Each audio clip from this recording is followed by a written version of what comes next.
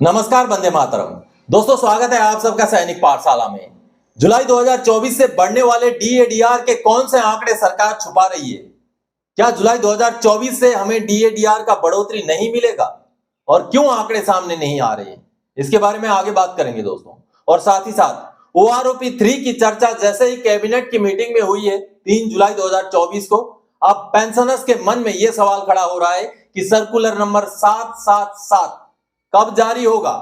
और साथ ही साथ दोस्तों, केएसबी ने 2022-23 का भुगतान फिर से शुरू करने की कवायद शुरू कर दी है। जी हां, और भी जानकारियां हैं आज के इस वीडियो में, तो सभी जानकारियों की ओर आगे बढ़ेंगे। आगे बढ़ने से पहले दोस्तों, मेरा हमेशा की तरह आप सबसे आग्रह है, अगर सैनिक पाठशाला चैनल का वीडियो आप पहली बार देख रहे हैं या अभी तक चैनल को सब्सक्राइब नहीं किया है, तो चैनल के साथ जुड़े रहने के लिए, इसका हिस्सा बने रहने के लिए और आपसे जुड़ी हुई भरोसेमंद जानकारियों को पाते रहने के लिए चैनल को सब्सक्राइब जरूर करें। चलिए आगे बढ़ते हैं। सबसे पहले दोस्तों, अच्छी खबर, केएसबी से शुरू होने वाला है 2022-23 के बचे हुए एजुकेशन ग्रांट का भुगतान। फिलहाल अप्लाई 2023-24 का बंद है।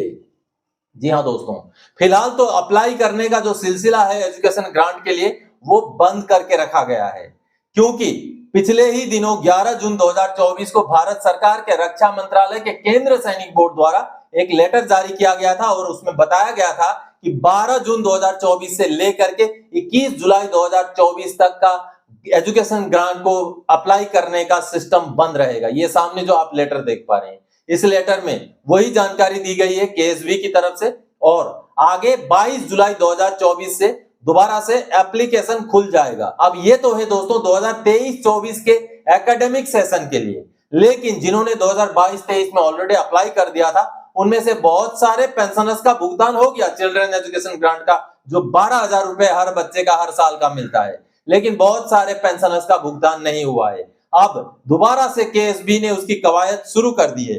अब पेंशनर को ईमेल आया है दोस्तों, जो ये ईमेल आप देख पा रहे हैं, जिस ईमेल में पेंशनर को ये जानकारी दी गई है, जैसे आप देख पा रहे हैं, dear Kabul, please refer your application reference number so and so, your application has been approved by KSB administrator, kindly log into your KSB account for further details. It will now be forwarded for approval by competent authority. After receipt of approval from the competent authority, the application will be processed in batches for payment to be credited in your account. आगे दूसरे number paragraph में भी ऐसे ही कुछ जानकारियां दी गई है। यानी कि दोस्तों, केंद्र सैनिक बोर्ड ने जो बचे हुए एप्लीकेशन थे 2022-23 के, उनका प्रोसेस करने का काम शुरू कर दिया है। आगे बहुत जल्दी उसका भुगतान भी शुरू हो जाएगा। आपको याद दिला दूं, जो केएसबी की तरफ से चिल्ड्रन एजुकेशन ग्रांट का भुगतान होता है, वो armed forces flag day fund की तरफ से होता है। उस फंड में जितने पैसे होते हैं उसका तो भुगतान कर दिया जाता है, लेकिन जब पैसे खत्म हो जाते हैं, पेंशनर्स का भुगतान बच जाता है, तो डिफेंस मिनिस्ट्री को अलग से उसके लिए पैसे अलॉट करना पड़ता है, जिस वजह से भुगतान में देरी हो जाती है। तो आगे अब आने वाले दिनों में प्रोसेस शुरू हो चुका है। बहुत जल्दी आपका भी अगर पेंडिंग है तो भुगतान हो जाएगा। और जिन्होंने 2023-24 के लिए अभी तक अप्लाई नहीं किया है, 22 जुलाई को सिस्टम खुल जाएगा। 22 जुलाई के बाद जल्द से जल्द आप उसके लिए अप्लाई जरूर कीजिएगा। चलिए अगली जानकारी की ओर दोस्तों, ओआरओपी 3 की चर्चा 3 जुलाई 2024 की कैबिनेट मीटिंग में हुई। अब कब जारी होगा सर्कुलर 777? दोस्तों, दूध का जला छाछ भी फूक फूक के पीता है। जी हां, बिल्कुल ऐसी ही हालत सरकार के साथ है। सरकार को पिछला ओआरओपी 2 के भुगतान में काफी मशक्कत करना पड़ा।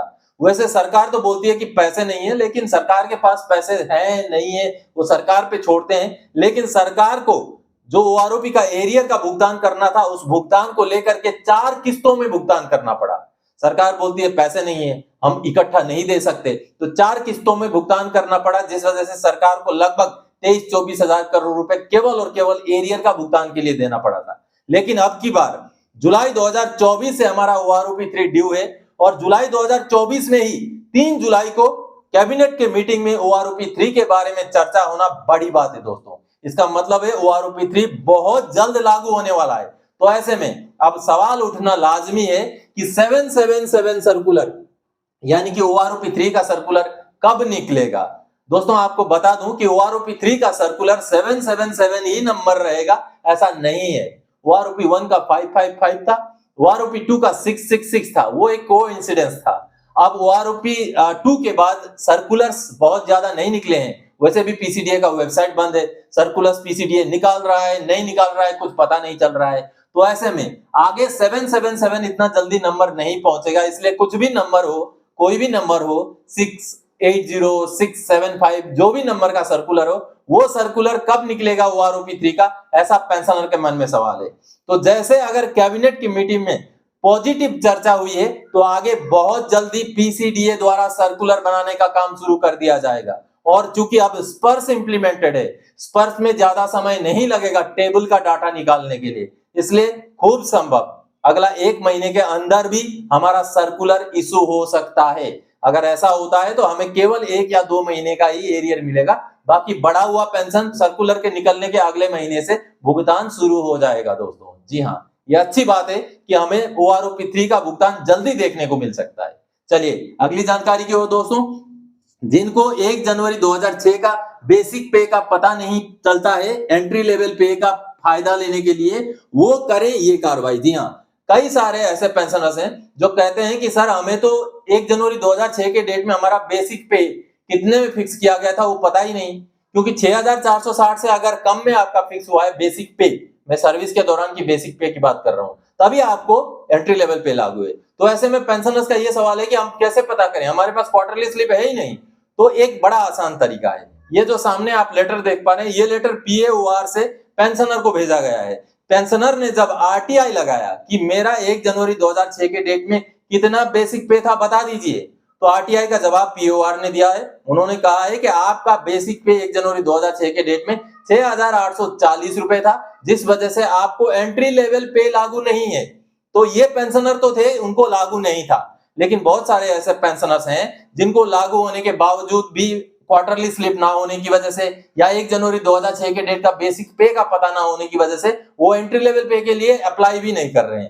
तो आपके लिए सबसे आसान तरीका है, एक RTI लगाइए आप PAOR को, जैसे ही जवाब आ जाएगा उस जवाब के बेस पर आप एंट्री लेवल पे के लिए क्लेम कर सकते हैं।